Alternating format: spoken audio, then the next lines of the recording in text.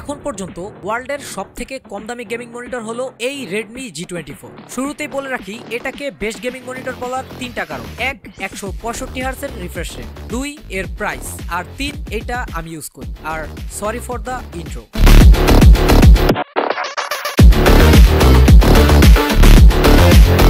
এক বছর আগে এই ভিডিওটার জন্যই বক্সটা রেখে দিয়েছিলাম আপনাদের আনবক্সিং দেখাতে। সো ফেক আনবক্সিং শুরু করা যাক।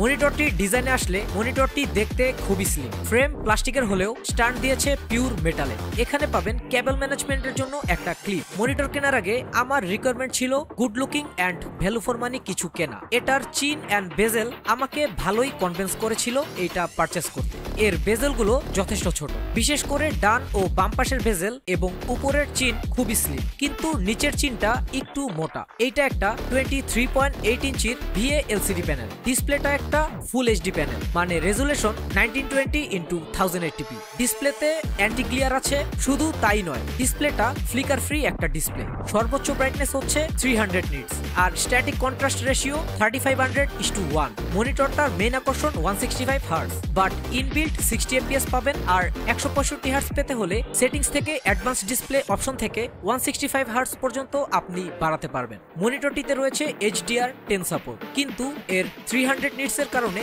HDR10 তেমন কাজে লাগে না। এতে রয়েছে G-Sync and FreeSync support. Redmi দাবি করছে এই মনিটরটিতে sRGB কভারেজ রয়েছে 120%, পাশাপাশি রেসপন্স টাইম হচ্ছে মাত্র 1 ms। মনিটরটা 16.7 মিলিয়ন কালার প্রডিউস করতে পারে। মনিটরটা ভিভিড ও ব্রাইট কালার প্রোভাইড করে, বিশেষ করে ব্ল্যাককে আরো ব্ল্যাক দেখায়। তখন LCD না অ্যামোলেড বুঝার উপায় থাকে না। ব্ল্যাক লেভেলটা যথেষ্ট ডার্ক। VA প্যানেল হওয়াতে ভিউইং অ্যাঙ্গেল কম মনে হতে পারে, বাট কোনো কালার ব্লিডিং আমি এক বছরে দেখি। কালার সেপারেশন খুবই ভালো এবং ভালো কালার প্রোডাকশন করতে পারে। তবে প্রো গেমারদের জন্য সমস্যার যে বিষয়টা তা হচ্ছে এটিতে ঘোস্টিং আছে। ঘোস্টিং থাকাটা স্বাভাবিক, কারণ এর প্রাইস রেঞ্জ, বাট ওই তুলনায় ঘোস্টিংটা অত বেশিও না। একমাত্র প্রো গেমার না হলে ঘোস্টিংটা বোঝা খুবই কষ্টকর। আসেন একটু পোর্টস নিয়ে কথা বলা যাক। পিছনে একটা HDMI 2.8 পোর্ট রয়েছে, একটা DP 1.2 পোর্ট, সাথে রয়েছে 3.5 মিলিমিটার হেডফোন বা অডিও জ্যাক। আর মনিটরটিকে কন্ট্রোল করার জন্য রয়েছে একটা জয়স্টিক, যেটা দিয়ে আপনি মনিটরের সকল সেটিংস অ্যাক্সেস করতে পারবেন।